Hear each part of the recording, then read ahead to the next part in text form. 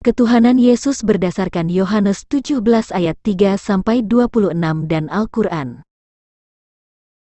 Untuk mengerti tentang Yesus tidak cukup hanya membaca satu pasal kitab Injil, tetapi harus melihat total kronologis tentang Dia dari kitab Perjanjian Lama hingga kedatangan Yesus ke dunia.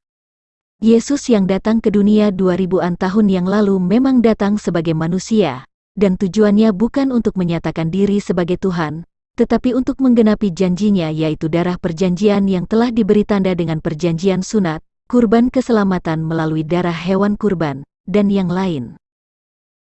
Perumpamaan. Saya sering mendengar di daerah Jawa ada yang disebut pesugihan babi ngepet, yang mana seorang manusia dapat berubah menjadi babi atas bantuan jin untuk tujuan mencuri uang. Seorang bernama A terlibat pesugihan babi ngepet dan ia berubah menjadi seekor babi hutan. Kita sebut saja babi ini sebagai B. Apakah babi sama dengan manusia? Tentu tidak. Tetapi untuk kasus ini, babi B sebenarnya adalah jelmaan dari seorang manusia bernama A, sehingga walaupun wujudnya seekor babi tetapi sesungguhnya ia adalah manusia. Orang yang mengerti bahwa asal-usul babi B tersebut adalah manusia bernama A, maka orang itu akan mengatakan bahwa babi B sebenarnya adalah seorang manusia bernama A. Dan mereka yang tidak paham tentang babi B tersebut akan ngotot mengatakan jika babi itu hanya babi biasa yang sama dengan babi-babi lainnya, karena tidak mau melihat sesuatu yang berbeda yang ada pada babi B tersebut. Dan babi B itu melakukan pencurian uang bukan atas kehendaknya sendiri sebagai babi, tetapi atas kehendaknya ketika sebagai manusia bernama A. Dan jika babi itu mati terbunuh, maka ia akan kembali ke wujud manusia bernama A, asal-usulnya. Demikian juga Yesus, sebagai manusia ia tidak melakukan segala sesuatu atas kehendaknya sendiri, tetapi atas kehendak Allah, asal-usulnya. Sebelum saya menjelaskan siapa Yesus di Injil Yohanes 17 ayat 1-26, sudah tentu kita harus paham dulu pengertian tentang Allah dan Tuhan, supaya kita mengerti perkataan Yesus tentang dirinya. Sebab untuk menafsirkan salah satu ayat atau makna konteks dari satu pasal, maka kita harus mengenal siapa Yesus berdasarkan keterangan ayat-ayat lainnya. Yahudi dan Kristen beriman bahwa Allah itu ada dan Allah itu hidup dan Dia hidup kekal atau abadi. Jika Allah itu ada berarti Ia memiliki wujud. Wujud Allah di dalam agama Kristen dan Yahudi adalah roh, sedangkan di dalam agama Islam disebut zat. Jika Allah itu hidup dan tentu Dia memiliki pikiran dan kehendak yang kemudian disebut firman. Selain memiliki wujud dan firman, Allah tentu memiliki kuasa yang keberadaannya meliputi seluruh ciptaannya. Dia maha hadir sehingga kita mengatakan Allah ada di mana-mana. Pengertian Allah dan Tuhan berdasarkan Alkitab.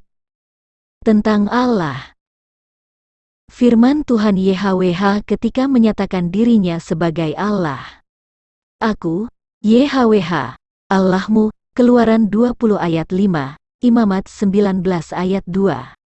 Akulah YHWH, Allah Abraham, nenekmu, dan Allah Ishak, Keluaran 28 ayat 3, dan lain-lain. YHWH hanya tertulis dalam kitab Ibrani, sedangkan dalam kitab terjemahan ditulis Tuhan atau Allah dalam huruf-huruf besar.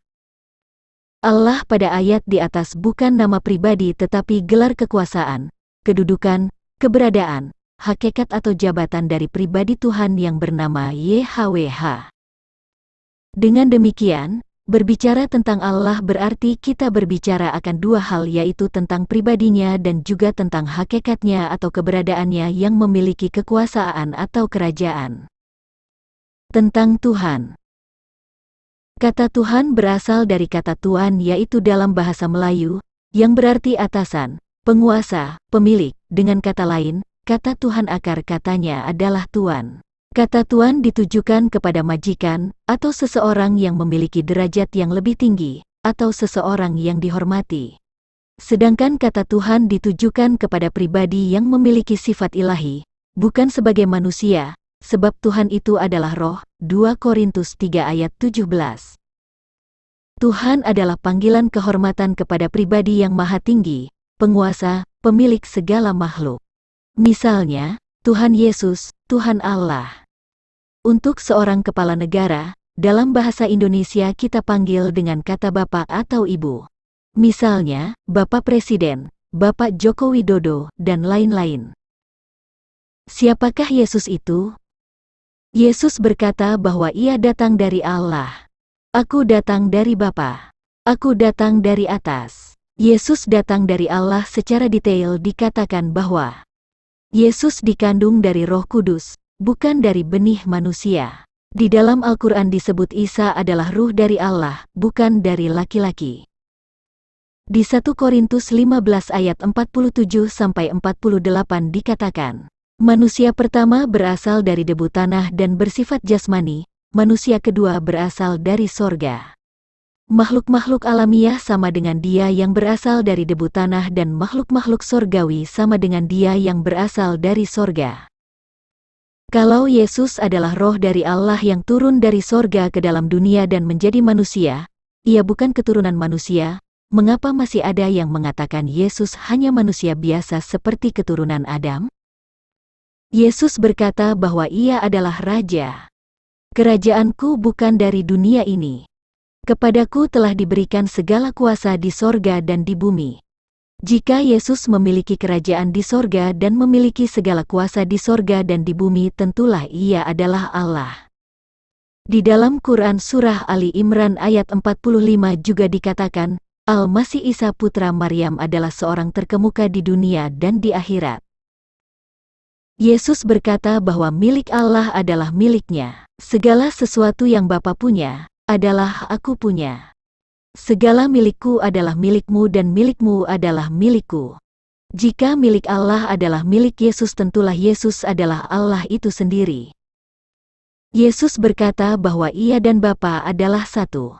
Barang siapa melihat aku, ia melihat dia yang telah mengutus aku. Sekiranya kamu mengenal aku, pasti kamu juga mengenal Bapa-Ku. Sekarang ini kamu mengenal dia dan kamu telah melihat dia. Aku dan Bapa adalah satu. Melihat dan mengenal Yesus berarti melihat dan mengenal Allah karena Yesus dan Allah adalah satu. Kalau Yesus adalah Raja di sorga dan di bumi, milik Allah adalah miliknya. Bukankah Yesus itu sebenarnya adalah Allah yang sedang mengambil wujud manusia? Apakah Anda pernah melihat atau mengenal ada Allah yang lain sehingga Anda yakin dan berani mengatakan bahwa Yesus bukan Allah? Yesus berkata bahwa ia adalah kekekalan. Aku adalah yang awal dan yang akhir. Inilah hidup kekal itu. Ya Bapa, permuliakanlah aku padamu sendiri dengan kemuliaan yang kumiliki di hadiratmu sebelum dunia ada. Bapa mengasihi aku sebelum dunia dijadikan. Jika Yesus adalah yang awal dan yang akhir, ia sudah ada sebelum dunia ada, tentulah ia adalah Allah. Kalau Yesus adalah yang awal dan yang akhir, ia sudah ada sebelum dunia ada, ia adalah hidup yang kekal itu, apakah ada makhluk yang mendahului segala ciptaan kalau bukan Allah itu sendiri? Selain itu fakta Alkitab telah mengatakan, nama Yesus adalah nama Bapa yang diberikan kepada anak. Dan aku tidak ada lagi di dalam dunia, tetapi mereka masih ada di dalam dunia, dan aku datang kepadamu, ya Bapa yang kudus. Peliharalah mereka dalam namamu, yaitu namamu yang telah engkau berikan kepadaku, supaya mereka menjadi satu, sama seperti kita. Yohanes 17 ayat 11. Selama aku bersama mereka, aku memelihara mereka dalam namamu, yaitu namamu yang telah engkau berikan kepadaku. Aku telah menjaga mereka dan tidak ada seorang pun dari mereka yang binasa selain daripada dia yang telah ditentukan untuk binasa, supaya genaplah yang tertulis dalam kitab suci. Yohanes 17 ayat 12. Memuliakan Allah dalam nama Kristus. Tetapi, jika ia menderita sebagai orang Kristen, maka janganlah ia malu, melainkan hendaklah ia memuliakan Allah dalam nama Kristus itu. 1 Petrus 4 ayat 16. Yesus adalah Allah yang harus dipuji. Mereka adalah keturunan bapa-bapa leluhur, yang menurunkan Mesias dalam keadaannya sebagai manusia, yang ada di atas segala sesuatu. Ia adalah Allah yang harus dipuji sampai selama-lamanya. Amin. Roma 9 ayat 5. Kalau nama Yesus adalah nama Allah yang diberikan kepadanya, memuliakan Allah dalam nama Yesus dan Ia adalah Allah yang harus dipuji. Alasan apa lagi yang Anda gunakan untuk tidak mengakui bahwa Yesus itu adalah pribadi Allah? Yesus jika dilihat dari kitab Perjanjian Lama, kitab agama Yahudi. Sang Mesias yang dipilih disebut hamba Allah, tetapi Ia adalah Allah sendiri dalam wujud manusia. Di Yesaya 43 ayat 10 Tuhan YHWH berfirman, "Kamu inilah saksi-saksiku, demikianlah firman Tuhan, dan hambaku yang telah kupilih, supaya kamu tahu dan percaya kepadaku dan mengerti, bahwa aku tetap Dia, sebelum aku tidak ada Allah dibentuk, dan sesudah aku tidak akan ada lagi." Di ayat 10 ini sebenarnya sudah diberitahukan bahwa Sang Mesias yang disebut hambanya sebenarnya adalah Dia sendiri, karena Tuhan YHWH berkata, "Aku tetap Dia." Dia yang dimaksud di sini adalah hambanya itu, disebut hamba adalah karena Dia datang sebagai manusia untuk melakukan semua kehendaknya. Ada beberapa ayat di kitab Perjanjian Lama yang mana Tuhan YHWH telah mengatakan bahwa Sang Mesias itu adalah Dia sendiri. Tuhan YHWH berkata, "Aku tetap Dia." Di sini pribadi aku adalah YHWH sendiri, dan pribadi Dia adalah Yesus. Akulah Dia, di sini pribadi aku adalah YHWH sendiri dan pribadi Dia adalah Yesus. Aku yang terdahulu dan aku yang terkemudian. Yang terdahulu adalah YHWH dan yang terkemudian adalah Yesus. Di Yohanes 8 ayat 23-27 dikatakan bahwa mereka yang tidak percaya Yesus adalah Bapa maka Ia akan mati dalam dosa mereka. Lalu Ia berkata kepada mereka, "Kamu berasal dari bawah, aku dari atas, kamu dari dunia ini, aku bukan dari dunia ini. Karena itu tadi aku berkata kepadamu, bahwa kamu akan mati dalam dosamu, sebab jikalau kamu tidak percaya, bahwa akulah Dia, kamu akan mati dalam dosamu." Mereka tidak mengerti, bahwa Ia berbicara kepada mereka tentang Bapa. Dan berdasarkan ayat yang ke-27 bahwa Dia yang dimaksud pada kalimat, "Akulah Dia," adalah Bapa, yaitu Tuhan YHWH. Yesus yang disebut hambanya itu disebut juga sebagai Immanuel, yang artinya Allah beserta kita. Sebab itu Tuhan sendirilah yang akan memberikan kepadamu suatu pertanda, sesungguhnya, seorang perempuan muda mengandung dan akan melahirkan seorang anak laki-laki, dan ia akan menamakan dia Immanuel, Yesaya 7 ayat 14. Allah beserta kita artinya, Allah datang kepada manusia dan tinggal bersama kita. Yesus yang disebut hambanya itu disebut juga sebagai penasihat ajaib, Allah yang perkasa, Bapa yang kekal, Raja damai. Sebab seorang anak telah lahir untuk kita, seorang putera telah diberikan untuk kita, lambang pemerintahan ada di atas bahunya, dan namanya disebutkan orang, penasihat ajaib, Allah yang perkasa, Bapa yang kekal, Raja damai. Yesaya 9 ayat 6. Baik di kitab Yahudi atau kitab Perjanjian Lama di dalam agama Kristen, dan juga di kitab Perjanjian Baru mengakui bahwa Yesus adalah Allah Israel yaitu Tuhan YHWH yang datang sebagai hamba, sehingga tidak ada alasan untuk menolak bahwa Yesus adalah Tuhan YHWH yang datang sebagai manusia. Selanjutnya mari kita pelajari siapa Yesus berdasarkan Yohanes 17 ayat 3-26. Yohanes 17 ayat 1-3. Demikianlah kata Yesus. Lalu Ia menengadah ke langit dan berkata, "Bapa, telah tiba saatnya, permuliakanlah anakmu, supaya anakmu mempermuliakan engkau. Sama seperti engkau telah memberikan kepadanya kuasa atas segala yang hidup, demikian pula Ia akan memberikan hidup yang kekal kepada semua yang telah engkau berikan kepadanya. Inilah hidup yang kekal itu, yaitu bahwa mereka mengenal engkau, satu-satunya Allah yang benar, dan mengenal Yesus Kristus yang telah engkau utus." Engkau pada ayat kedua adalah Allah, dan yang dimaksud dengan Ia adalah Yesus. Inilah hidup kekal itu pada ayat ketiga adalah Yesus, sebab yang berdoa di ayat ini adalah Yesus.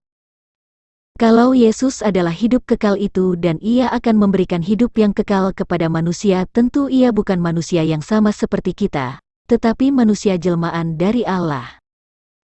Kita mengenal Allah melalui pribadi yang duduk sebagai Allah, seumpama dalam negara kita, kita dapat mengenal Presiden RI melalui oknum presidennya. Loh, kok Tuhan berdoa kepada Allah? Berdoa artinya berkomunikasi. Yesus adalah Roh Kudus yang menjelma menjadi manusia di dalam rahim Maria. Tentu antara Roh Kudus dan firman-Nya harus ada komunikasi. Sama halnya antara pikiran dengan tubuh kita harus ada komunikasi melalui saraf otak ke tubuh dan dari panca indera ke pikiran, sebab sumber perintah berasal dari pikiran dan yang melakukan adalah tubuh. Kalau tidak ada komunikasi antara pikiran dan tubuh itu namanya lumpuh.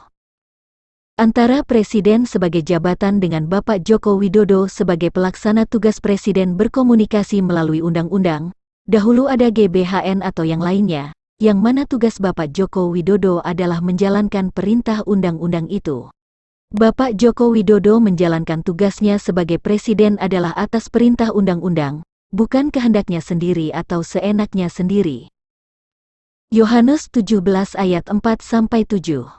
Aku telah mempermuliakan engkau di bumi dengan jalan menyelesaikan pekerjaan yang engkau berikan kepadaku untuk melakukannya. Oleh sebab itu ya Bapa, permuliakanlah aku padamu sendiri dengan kemuliaan yang kumiliki di hadiratmu sebelum dunia ada. Aku telah menyatakan namamu kepada semua orang yang engkau berikan kepadaku dari dunia. Mereka itu milikmu dan engkau telah memberikan mereka kepadaku dan mereka telah menuruti firman-Mu. Sekarang mereka tahu bahwa semua yang engkau berikan kepadaku itu berasal daripadamu. Allah memberikan pekerjaan kepada Yesus artinya Yesus melakukan pekerjaannya sesuai kehendak Allah. Seumpama pikiran memberikan pekerjaan kepada tubuh dan tubuh melakukan pekerjaan sesuai kehendak pikiran. Yesus memiliki kemuliaan di hadirat Allah sebelum dunia ada, artinya Yesus sudah ada di dalam keberadaan Allah sebelum dunia ada. Manusia adalah milik Allah, sedangkan pribadi Allah telah datang ke dunia sebagai manusia. Sehingga terjadi perubahan status hukum kepemilikan manusia dari Allah kepada Yesus yang datang sebagai manusia. Yohanes 17 ayat 8-10. Sebab segala firman yang engkau sampaikan kepadaku telah kusampaikan kepada mereka dan mereka telah menerimanya. Mereka tahu benar-benar bahwa aku datang daripadamu, dan mereka percaya bahwa engkaulah yang telah mengutus aku. Aku berdoa untuk mereka, bukan untuk dunia aku berdoa, tetapi untuk mereka yang telah engkau berikan kepadaku, sebab mereka adalah milikmu. Dan segala milikku adalah milikmu dan milikmu adalah milikku, dan aku telah dipermuliakan di dalam mereka. Mengutus itu terjadi karena Allah adalah roh dan berada di alam roh, sedangkan manusia adalah zat dan berada di alam nyata, sehingga Allah mengutus rohnya dan menjelma menjadi manusia dan berada di alam manusia. Seumpama manusia yang memiliki ilmu kebatinan ia mampu mengutus sukmanya ke alam roh untuk berkomunikasi dengan roh-roh yang ada di alamnya. Milik Allah disebut milik Yesus tentu karena Allah dan Yesus adalah satu. Yohanes 17 ayat 11-12. Dan aku tidak ada lagi di dalam dunia, tetapi mereka masih ada di dalam dunia, dan aku datang kepadamu, ya Bapa yang kudus, peliharalah mereka dalam namamu, yaitu namamu yang telah engkau berikan kepadaku, supaya mereka menjadi satu sama seperti kita. Selama aku bersama mereka, aku memelihara mereka dalam namamu, yaitu namamu yang telah engkau berikan kepadaku. Aku telah menjaga mereka dan tidak ada seorang pun dari mereka yang binasa selain daripada dia yang telah ditentukan untuk binasa, supaya genaplah yang tertulis dalam kitab suci. Nama Yesus sendiri adalah nama Allah yang diberikan kepadanya, karena Allah dan Yesus sebenarnya adalah satu. Yohanes 17 ayat 13-15. Tetapi sekarang, aku datang kepadamu dan aku mengatakan semuanya ini sementara aku masih ada di dalam dunia, supaya penuhlah sukacitaku di dalam diri mereka. Aku telah memberikan firman-Mu kepada mereka dan dunia membenci mereka, karena mereka bukan dari dunia, sama seperti aku bukan dari dunia. Aku tidak meminta supaya engkau mengambil mereka dari dunia, tetapi supaya engkau melindungi mereka daripada yang jahat. Mengapa pengikut Kristus disebut bukan dari dunia? Jawabnya adalah karena pengikut Kristus telah menerima tubuh Kristus dan dibaptis dalam nama Yesus supaya menerima Roh Kudus. Mereka yang telah menerima tubuh Kristus yaitu Roh Kudus kemudian disebut sebagai anak-anak Allah. Yohanes 17 ayat 16-20. Mereka bukan dari dunia, sama seperti aku bukan dari dunia. Kuduskanlah mereka dalam kebenaran, firman-Mu adalah kebenaran. Sama seperti Engkau telah mengutus aku ke dalam dunia, demikian pula aku telah mengutus mereka ke dalam dunia. Dan aku menguduskan diriku bagi mereka, supaya mereka pun dikuduskan dalam kebenaran. Dan bukan untuk mereka ini saja aku berdoa, tetapi juga untuk orang-orang yang percaya kepadaku oleh pemberitaan mereka. Mereka bukan dari dunia dan Allah mengutus Yesus ke dunia sudah dijelaskan di ayat-ayat sebelumnya. Yohanes 17 ayat 21-23. Supaya mereka semua menjadi satu, sama seperti Engkau ya Bapa di dalam aku dan aku di dalam Engkau, agar mereka juga di dalam kita, supaya dunia percaya bahwa Engkaulah yang telah mengutus aku. Dan aku telah memberikan kepada mereka kemuliaan, yang Engkau berikan kepadaku, supaya mereka menjadi satu, sama seperti kita adalah satu. Aku di dalam mereka dan Engkau di dalam aku supaya mereka sempurna menjadi satu, agar dunia tahu, bahwa Engkau yang telah mengutus aku dan bahwa Engkau mengasihi mereka, sama seperti Engkau mengasihi aku. Allah, Yesus dan pengikut Kristus menjadi satu di dalam roh, sebab pengikut Kristus telah menerima Roh Kudus yaitu tubuh Kristus. Yohanes 17 ayat 24-26. Ya Bapa, aku mau supaya dimanapun aku berada mereka juga berada bersama-sama dengan aku, mereka yang telah Engkau berikan kepadaku agar mereka memandang kemuliaanku yang telah Engkau berikan kepadaku, sebab Engkau telah mengasihi aku sebelum dunia dijadikan. Ya Bapa yang adil, memang dunia tidak mengenal Engkau, tetapi aku mengenal Engkau, dan mereka ini tahu, bahwa Engkaulah yang telah mengutus aku. Dan aku telah memberitahukan nama-Mu kepada mereka dan aku akan memberitahukannya, supaya kasih yang Engkau berikan kepadaku ada di dalam mereka dan aku di dalam mereka. Saya kira sudah dapat dipahami berdasarkan penjelasan di ayat-ayat sebelumnya. Yesus berdasarkan Al-Quran. Berdasarkan asal-usulnya, Isa Al-Masih adalah Allah. Al-Quran mengakui jika Al-Masih bukan dari benih manusia. Quran Surah Ali Imran ayat 47, Quran Surah Maryam ayat 20. Al-Quran juga mengakui jika Al-Masih berasal dari roh Allah. Quran Surah An-Nisa ayat 171, Quran Surah At-Tahrim ayat 12, dan Quran Surah Al-Anbiya ayat 91. Di Quran Surah An-Nisa ayat 171, tertulis waruhun minhu, yang artinya ruh darinya. Di Quran Surah At-Tahrim ayat 12, dan Quran Surah Al-Anbiya ayat 91 dikatakan, min ruhina, yang artinya dari ruh kami. Dari ketiga ayat tersebut sangat jelas dikatakan jika Al-Masih Isa putra Maryam adalah roh darinya atau roh dari kami. Al-Masih Isa putra Maryam bukan berasal dari materi atau zat yang ada di bumi, sehingga ia bukan manusia makhluk alamiah. Asal-usul makhluk-makhluk hidup setelah masa penciptaan.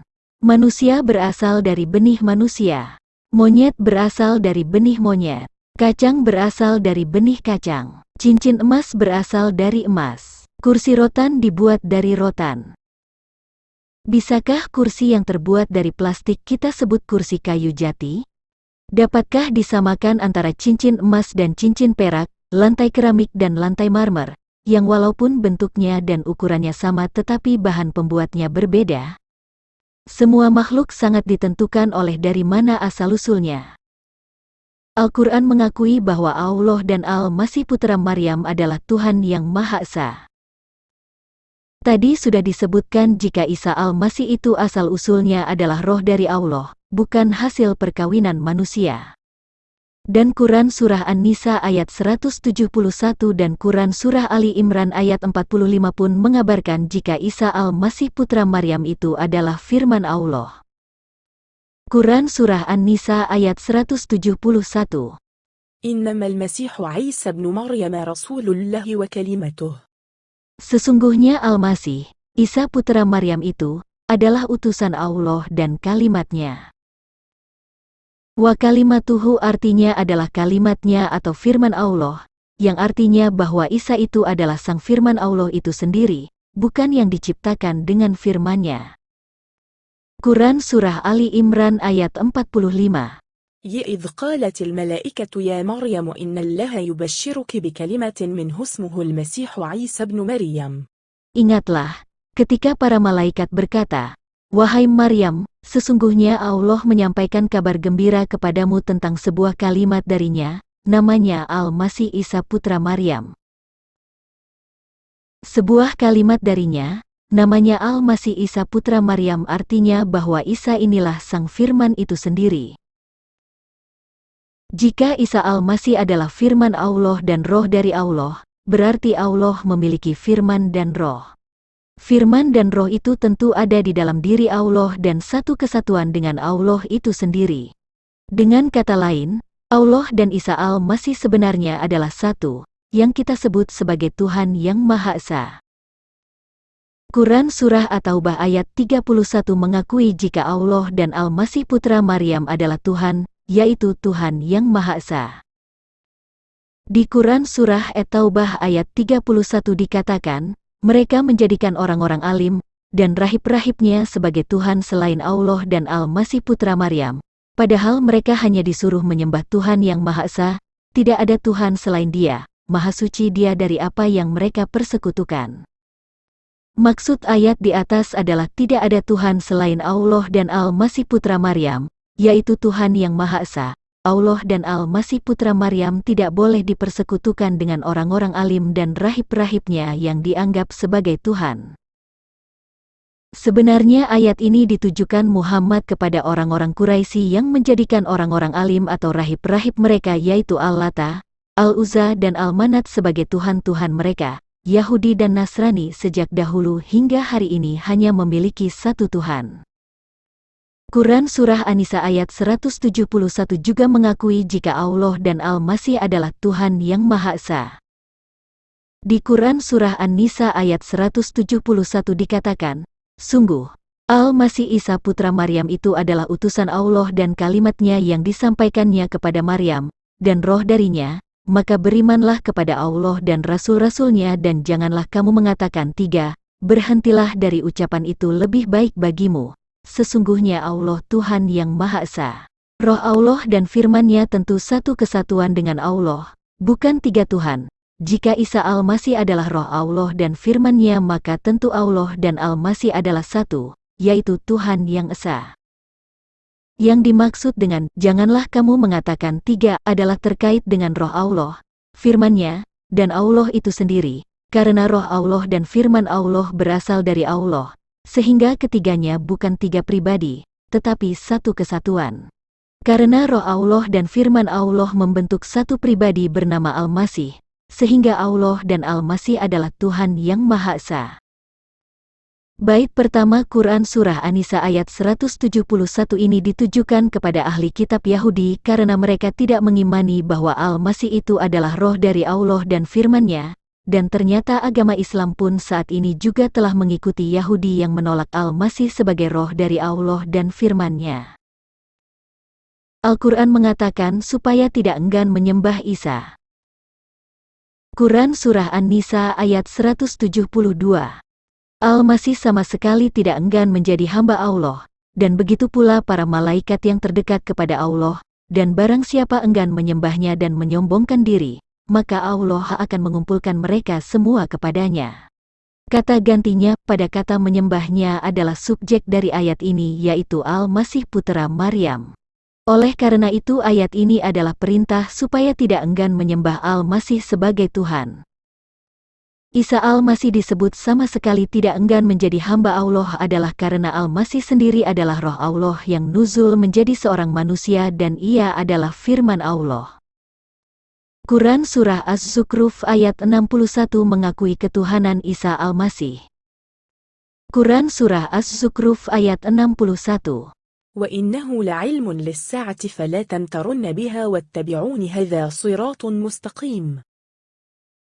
Lailmun artinya adalah ilmu, mengetahui. Sehingga terjemahan literal dari ayat ini adalah, dan sesungguhnya Isa itu benar-benar memberikan pengetahuan tentang hari kiamat, Karena itu janganlah kamu ragu-ragu tentang kiamat itu dan ikutilah aku. Inilah jalan yang lurus. Sedangkan pada Quran Surah Al-Ahzab ayat 63, Surah Al-A'raf ayat 187, Surah Luqman ayat 34, dan Surah Az-Zukhruf ayat 85 dikatakan bahwa pengetahuan tentang hari kiamat hanya di sisi Allah. Jadi sangat jelas bahwa Quran Surah Az-Zukhruf ayat 61 mengakui bahwa Isa Al-Masih adalah Allah. Namun umat Islam tidak mengimani ini sebab Tuhannya sudah berubah ke ilah lain yang dimuliakan oleh kafir Quraisy di Ka'bah. Mengapa umat Islam yang berpendidikan S1 hingga S3 tidak paham kalimat-kalimat tersebut?